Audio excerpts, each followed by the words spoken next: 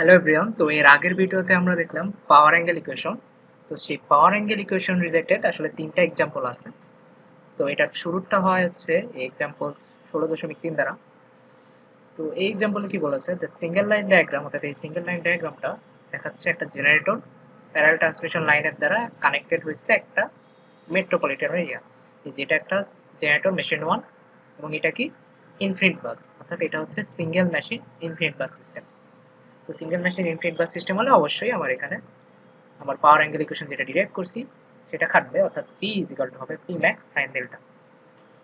আচ্ছা, এখানে একটা কথা বলা আছে, the machine is delivering 1 per unit power, both the terminal voltage and infinite bus voltage আর 1 পার ইউনিট। অর্থাৎ এই যে ইনফিনিট বাস যেটা আছে, ইনফিনিট বাসের যে ভোল্টেজটা সেটা হচ্ছে 1 এর ম্যাগনিটিউড, এবং এখানে কিন্তু বলা আছে টার্মিনাল ভোল্টেজ। তো টার্মিনাল ভোল্টেজ কোনটা? টার্মিনাল ভোল্টেজ হচ্ছে জেনারেটরের যে ইন্টারনাল রিঅ্যাকট্যান্স এক্সডি প্রাইম আছে তারপরে যেটা আসে সেটা হচ্ছে টার্মিনাল ভোল্টেজ। সেটার ভ্যালু দেওয়া আছে 1। এটা দেওয়া আছে মান, অ্যাঙ্গেলটা জানা নাই। আচ্ছা, আরেকটা কথা আছে, machine is delivering 1 per unit power. তো machine is delivering 1 unit power, এর কথাটার অর্থ কি? এর কথাটা হচ্ছে যে টার্মিনাল থেকে কতটুকু পাওয়া যাচ্ছে, টার্মিনাল থেকে আমার পাওয়ার কতটুকু যাচ্ছে সেটা হচ্ছে ডেলিভারিং 1 পার ইউনিট পাওয়ার। যদি বলেই দিত যে এটা ইন্টারনাল ভোল্টেজ থেকে কতটুকু পাওয়ার যাচ্ছে, তাহলে তো আমার পি বের করার কোনো দরকারই ছিল না, পিটা তো হয়তো 1। কিন্তু এটা আসলে বলেছে টার্মিনাল থেকে কতটুকু পাওয়া যাচ্ছে, কিন্তু আমার কিন্তু লাগে আমার হচ্ছে ই1 প্রাইম, অর্থাৎ ইন্টারনাল ভোল্টেজ থেকে কতটুকু পাওয়া যাচ্ছে সেটাই হচ্ছে পি। আচ্ছা, তো এইখানে রিঅ্যাকট্যান্স গুলো দেওয়া আছে, এবং বলা আছে যে ট্রানজিয়েন্ট রিঅ্যাকট্যান্স দেওয়া আছে জেনারেটরের, এখানে একটা ট্রান্সফরমার আছে, এবং এখানে যে দুইটা ট্রান্সমিশন লাইন দিয়ে বাসটা কানেক্ট। তো এইখানে আমার কি কি লাগবে এবং কি কি দেওয়া আছে সেটা দেখি। তো এখানে আমার দেখেন ডাইরেক্টলি কি দেওয়া আছে। আচ্ছা, এখানে ইনফিনিট বাস যেটা আছে, ইনফিনিট ভাইরাসকে আমরা নর্মালি রেফারেন্স বাস হিসেবে ধরি, অর্থাৎ ইনফিনিট বাসের অ্যাঙ্গেলটা হচ্ছে 0 ডিগ্রি। অর্থাৎ আমার এই যে এইটাকে ইনফিনিট বাস ধরলে ইনফিনিট বাসের যে E2 prime internal generator voltage সেটা আমার জানা, সেটা হচ্ছে 1 অ্যাঙ্গেল 0 ডিগ্রি। তো এই ইকুয়েশনটাই পি ম্যাক্সের E2 প্রাইম কিন্তু আমার জানা, আমার জানতে হবে Y12 এবং E1 প্রাইম। আচ্ছা, তো আমরা ফার্স্টে Y12 বের করি। Y12 বলতে কি বোঝায়? Y12 বলতে বোঝায় যে আমার নরমাল Y বাস ম্যাট্রিক্স গঠন করে সেটা বের করতে হয়। কিন্তু এই ক্ষেত্রে জিনিসটা এতই সিম্পল যে এটা Y বাস ম্যাট্রিক্স বের করার দরকার নাই। তো এটাকে আমরা সিম্পল একটা রিঅ্যাকট্যান্স ডায়াগ্রাম আঁকিয়ে বের করতে পারি।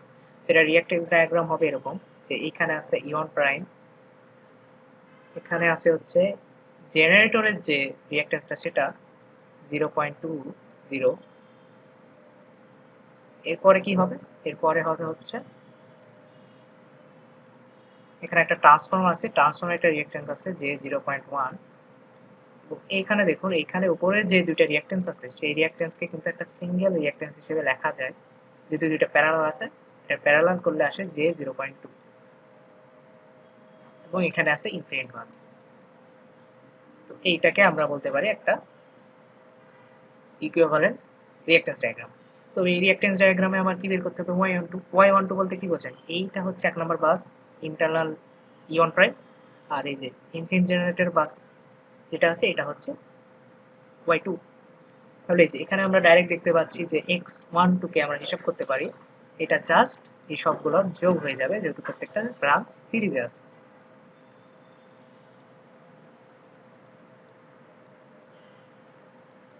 তো এই x12 পাওয়ার পর আমার বেসিক্যালি দরকার y12। তো y12 আমরা কিভাবে পাবো? y12 আমরা পাবো যদি আমরা x12 কে ইনভার্স করে দিই, তাহলে y12 চলে আসে। তো এখানে y12 আসে হচ্ছে 2, মানে y12 যদি আমরা ভ্যালুটা নেই, আমার যেহেতু জাস্ট ভ্যালুটা লাগবে, ভ্যালুটা চলে আসে 2। তাহলে কিন্তু আমার একটা কাজ হয়ে গেছে, অর্থাৎ E2 প্রাইম অর্থাৎ ইনফিনিট বাসের যে অ্যাঙ্গেল সেটা আমরা জানি, এটা জানা, y12 জানা, E1 প্রাইম লাগবে। আচ্ছা, E1 প্রাইম দেওয়ার আগে আমার এটা দেখতে হবে E1 প্রাইম দেওয়াটা কিভাবে বের করবো। আচ্ছা, তো এখানে লেখা ছিল যে মেশিন ডেলিভার করতেছে 1 পার ইউনিট পাওয়ার। এর অর্থ কি? এর অর্থ হচ্ছে যে আমার এই যে এখানে যদি আমরা দেখি এই যে মেশিন 1, দেখেন মেশিন 1 এর টার্মিনাল এখানে এই পয়েন্ট থেকে আসলে যাচ্ছে 1 পার ইউনিট পাওয়ার, রিয়াল 1 পার ইউনিট পাওয়ারটা যাচ্ছে। তাহলে এই যে 1 পার ইউনিট পাওয়ার দিয়ে আমরা কি বের করতে পারি? 1 পাওয়ার ইউনিট পাওয়ার যেহেতু আমার জানা আছে এবং এই যে প্রান্ত আছে এই প্রান্তের কিন্তু আমার ভোল্টেজের এই যে টার্মিনাল ভোল্টেজ টার্মিনাল ভোল্টেজটা কিন্তু দেওয়া ছিল 1, ম্যাগনিটিউডটা দেওয়া আছে কিন্তু অ্যাঙ্গেলটা দেওয়া নাই। তো অ্যাঙ্গেলটা আমরা ধরে নিই ডেল্টা। এটা হচ্ছে কোথায়? টার্মিনালে। আমার কিন্তু লাগবে E1 প্রাইম এই যে এই পয়েন্টে।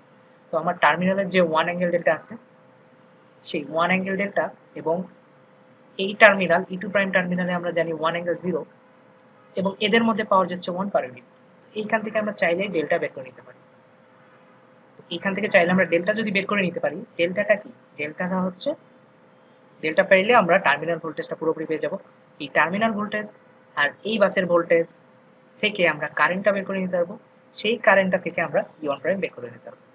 তাহলে আমার E1 প্রাইম যেটা আছে সেটা বের করার কয়েকটা স্টেপস থাকবে। তো সেগুলো আমরা যদি ধাপে ধাপে করি, তো এখানে ফার্স্টে যেটা করতে হবে স্টেপ 1 এ আমরা কি করতে চাই, এই যে এখানে 1 অ্যাঙ্গেল ডেল্টা যেটা আছে সেইখানে আমরা ডেল্টা বের করতে চাই। তো আমার জানা আছে এই টার্মিনাল থেকে ইনফিনিট বাসে কতটুকু পাওয়ার যাচ্ছে। তো সেইখানে আমরা পাওয়ার অ্যাঙ্গেল ইকুয়েশন খাটাইতে পারি। সেটা বলে কি? পাওয়ার অ্যাঙ্গেল ইকুয়েশনটা বলে হচ্ছে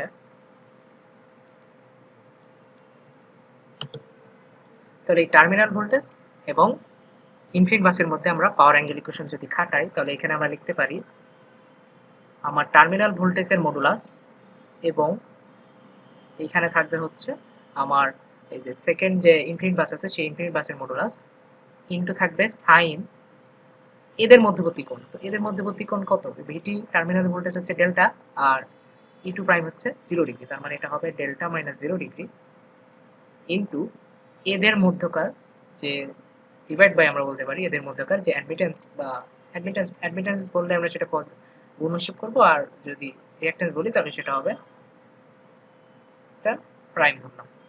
তাহলে এখানে আমরা বের করতে চাই হচ্ছে এই যে এখানে আছে 1 অ্যাঙ্গেল ডেল্টা, মাঝখানে আছে কত? যে 0.1, যে 0.2 এবং এইখানে আছে ইনফিনিট বাস যেটা হচ্ছে 1 অ্যাঙ্গেল 0। তাহলে এইটুকু পার্টে আমরা যদি পাওয়ার অ্যাঙ্গেল ইকুয়েশন খাটাই তাহলে সেটা দেখতে হবে এরকম। এবং এখানে দেখা যাচ্ছে এখানে এক্স প্রাইমটা যদি বের করি তাহলে সেটা কত আসে? 0.3 জি, অর্থাৎ দুইটা সিরিজ আছে তাদের যোগফল।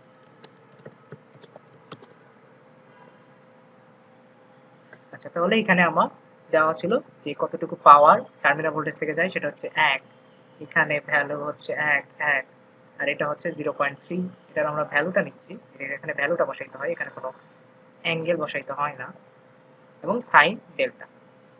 তো এই পজিশন থেকে কিন্তু আমরা ডেল্টাটা বের করতে পারি, অর্থাৎ পুরোপুরি টার্মিনাল ভোল্টেজটা ইকুইপমেন্টটা কিন্তু বের হয়ে যাচ্ছে। অর্থাৎ এখান থেকে ডেল্টা যদি বের করি সেই ডেল্টা আসে হচ্ছে,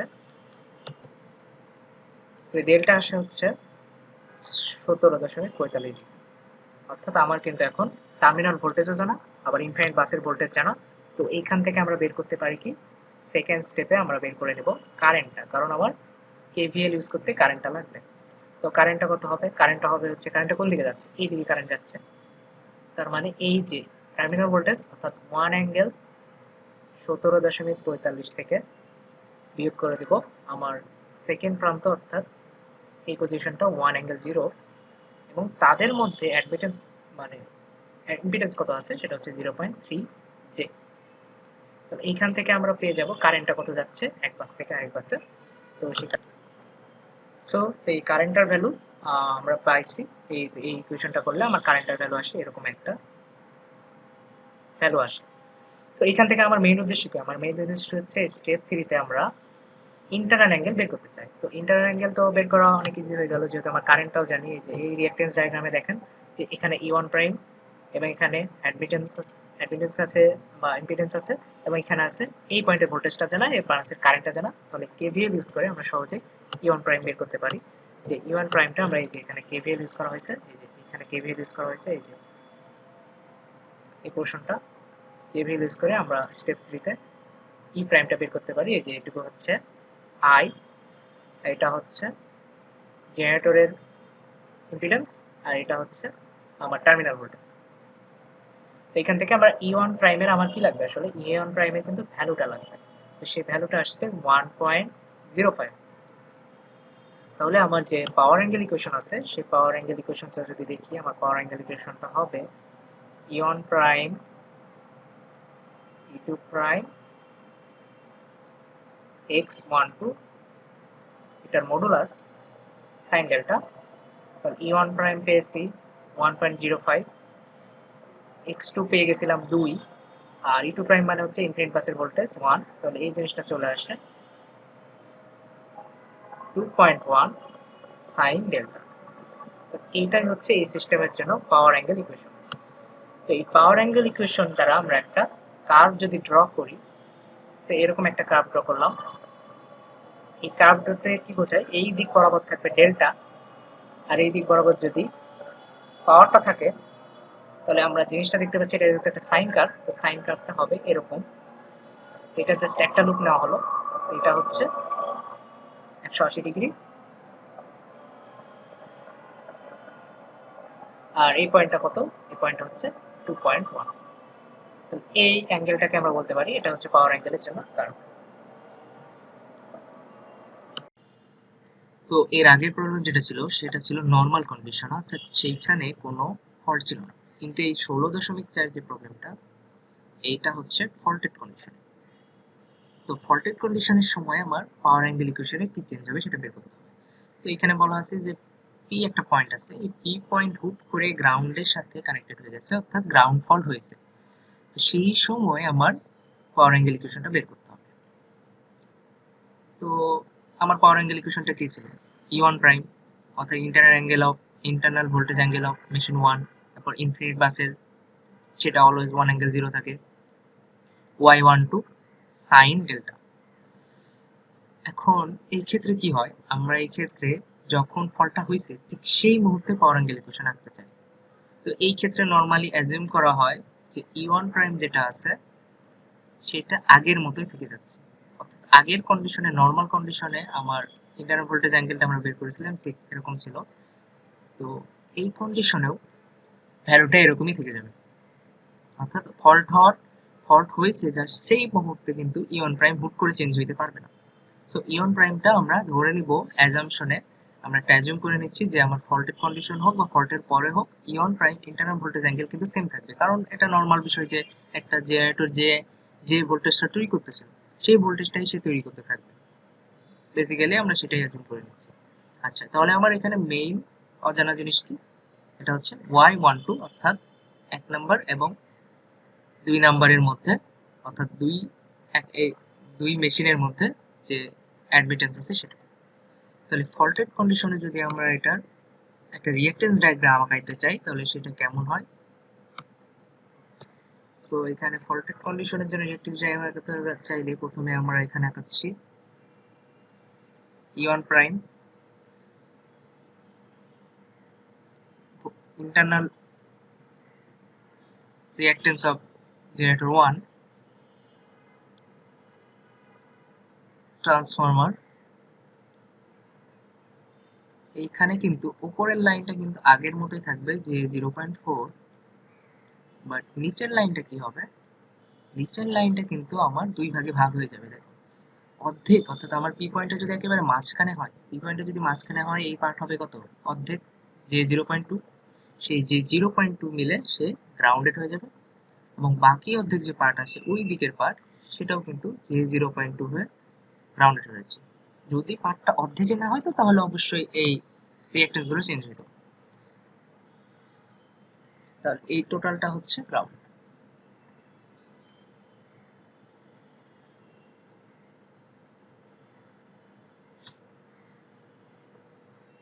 তো এখানে আছে 1 অ্যাঙ্গেল 0 ডিগ্রি ইনফিনিট বাস, এইটা হচ্ছে আমার নতুন রিঅ্যাকট্যান্স ডায়াগ্রাম। আচ্ছা, তো এইখানে কিন্তু একটা কথা আছে, সেটা হচ্ছে আমার ফলটা যদি মাঝখানের পয়েন্টে না হয়ে যদি বাসে ফল্ট হতো তাহলে কি হতো, কারণ বাসে যদি ফল্ট হইতো তাহলে কিন্তু এই যে এই পাওয়ারটা এই দিক দিয়ে এসে এই দিক দিয়ে এসে এই দিক দিয়ে এসে গ্রাউন্ডে চলে যেত, অর্থাৎ পাওয়ারটার এই দিকে যাওয়ার সুযোগই পাইতো না।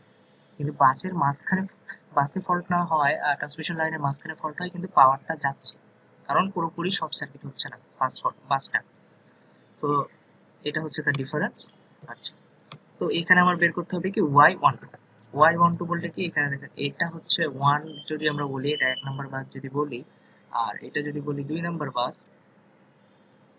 তাহলে এই ক্ষেত্রে আমার y12 বের করতে হবে, কিন্তু এখানে সমস্যা হচ্ছে y1 আর 2 এর মধ্যে কিন্তু সমস্যা হয়ে গেছে, 1 আর 2 এর মাঝে কিন্তু গ্রাউন্ডেড ইম্পিডেন্স আছে। তো এই ক্ষেত্রে একভাবে বের করা যায় যে থেভেনিন থিওরেম দিয়েও বের করা যায়, কিন্তু সবচেয়ে সহজ হচ্ছে আমরা বাস ম্যাট্রিক্স অর্থাৎ ওয়াই বাস ম্যাট্রিক্স বের করব, এরপর ওখান থেকে y12 বের করব। তো এইখানে আমরা বাস করতে হলে এখানে অবশ্য এইখানে এই ম্যাট্রিক্সটা বাস করতে হলে একটা নতুন বাস ম্যাট্রিক্স করতে হলে এখানে একটা নতুন বাস অ্যাড করতে হবে। সেই বাসটা আমরা অ্যাড করব হচ্ছে এই যে এই বাসটাকে আমরা ধরে নিব, এটা হচ্ছে 3 নাম্বার বাস। তো এইটাকে আমরা 3 নাম্বার বাস ধরে এখন বাস অ্যাডমিটেন্স ম্যাট্রিক্স হিসাব করি। সো এখানে আমরা ওয়াই বাস ম্যাট্রিক্সের যে রুলস, অর্থাৎ আমরা যখন নন ডায়াগোনাল এলিমেন্ট ক্যালকুলেট করব, যেমন y13, তখন 1 বাস এবং 3 বাসের মধ্যে যে ইম্পিডেন্স আছে তাকে ইনভার্স করে তার আগে একটা মাইনাস বসিয়ে দিলে আমার ভ্যালুটা আসে 3.33 যে। সিমিলারলি ডায়াগোনাল এলিমেন্টের রুলস কি ছিল? ডায়াগোনাল এলিমেন্টের রুলস ছিল যেমন y33 বের করতে গেলে 3 নাম্বার বাসের সাথে কতগুলো অ্যাডমিটেন্স আছে তাদের যোগফল। তো 3 নাম্বার বাসের সাথে এইদিকে একটা অ্যাডমিটেন্স দেখতেছি, এই যে এটা হচ্ছে 1 এর সাথে অ্যাডমিটেন্স, এটা হচ্ছে অন্য পাশে 2 এর সাথে অ্যাডমিশন, এটা হচ্ছে গ্রাউন্ডের সাথে অ্যাডমিটেন্স। তো তাদের যোগফল করে y33 পেলাম। সিমিলার ভাবে y22 পাওয়া যাবে, যে আমরা 2 নাম্বার বাসের সাথে যে দুইটা অ্যাডমিটেন্স আছে তাদের যোগফল। তো এইভাবে করে আমার ফাইনাল যে জিনিসটা আসে সেটা হচ্ছে ফাইনাল যে y বাই ম্যাট্রিক্সটা আসবে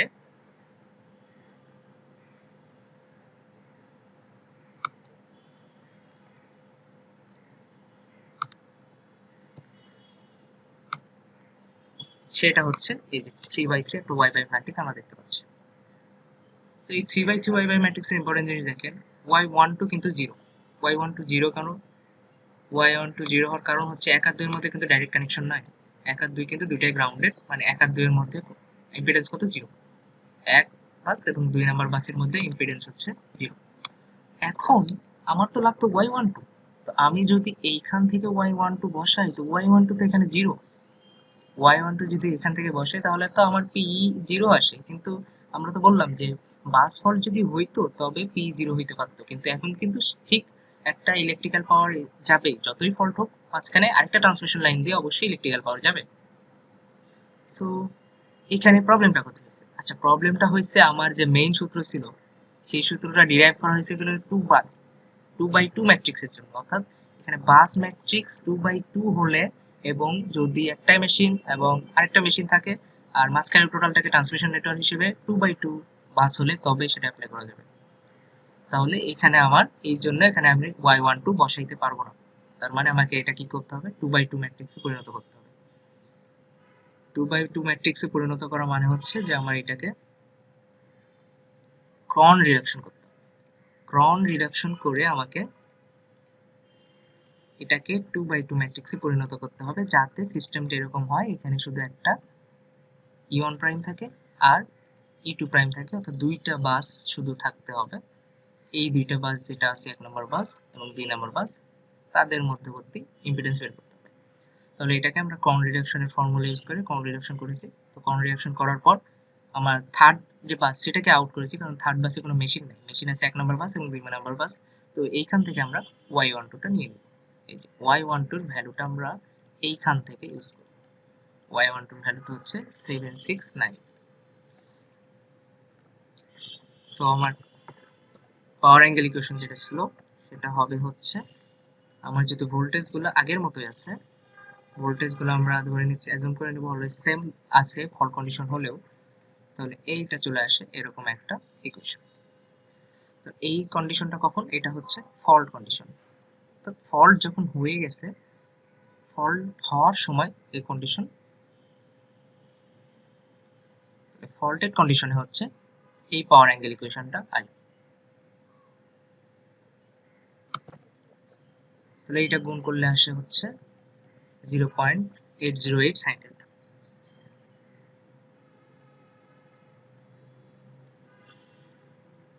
এটা হচ্ছে আমার ফল্টের সময়, ফল্ট থাকা অবস্থায় পাওয়ার অ্যাঙ্গেল ইকুয়েশন।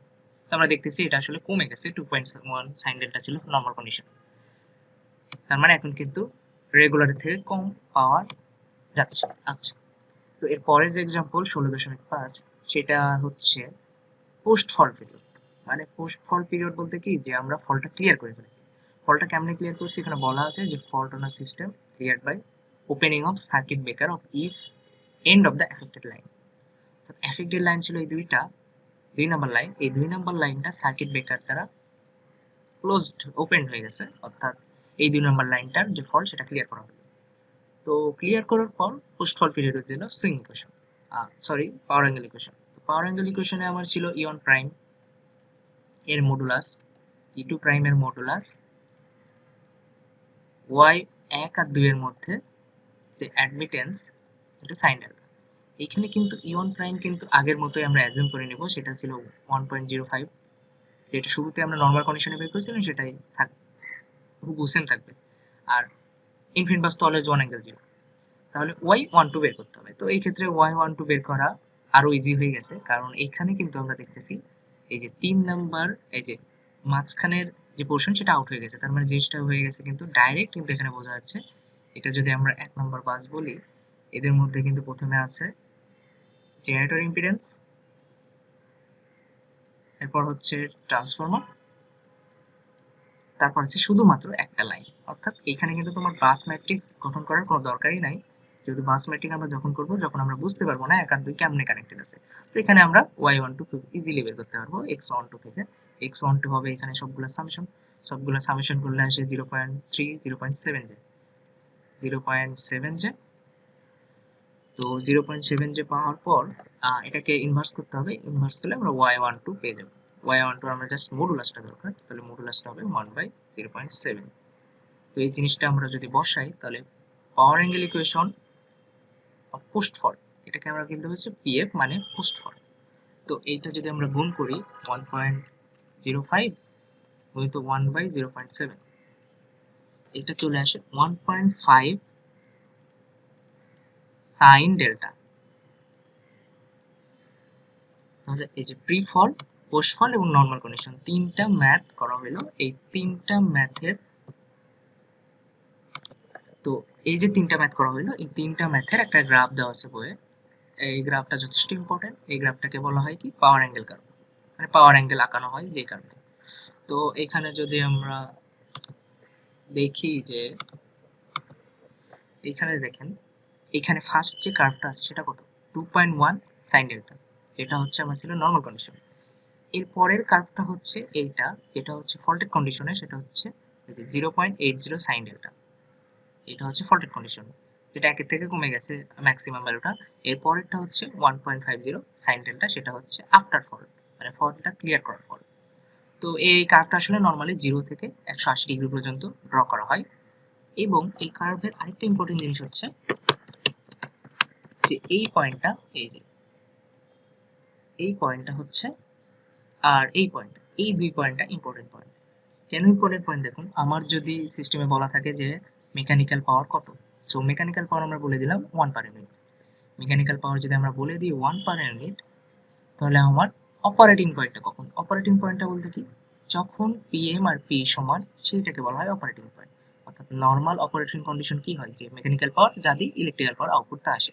তো এই পজিশনটাই কিন্তু, আর এই পজিশনটা, এই দুইটা পয়েন্ট, অর্থাৎ এখানে যেটা বলা আছে 28.40, 151.56, এই দুইটা পয়েন্টে কিন্তু আমার অপারেটিং কন্ডিশন হচ্ছে, অর্থাৎ কি PM ইকুয়াল টু P হচ্ছে আমার নর্মাল কন্ডিশন, যেটা মেনটেন করতে। তার মানে অপারেটিং কন্ডিশন হয় এটা হবে অথবা এটা হবে, পরেরটা হওয়া সম্ভব নয়। এবং প্রথমটা কেন হবে সেটা আমরা বুঝতে পারবো পরের কনসেপ্ট, যেটা হচ্ছে সিনক্রোনাইজিং পাওয়ার কোএফিসিয়েন্ট। আজকে এ পর্যন্ত থাকবে।